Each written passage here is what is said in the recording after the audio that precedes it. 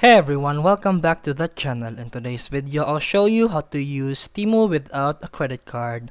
Let's get started. First, open the Temu app and log into your account. Browse for the item you want and tap Add to Cart. Once added, go to your cart and tap Checkout. At the checkout page, scroll down to see the available payment methods. These vary based on your region, but here are some common options that don't require a credit card. If you have a PayPal account linked to your bank account, you can select it and complete the order without needing a credit card.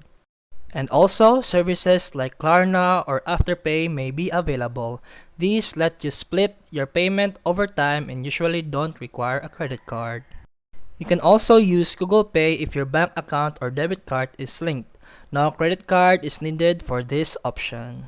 And that's it for today's video. If you found this helpful, please like and subscribe for more videos. See you in the next one.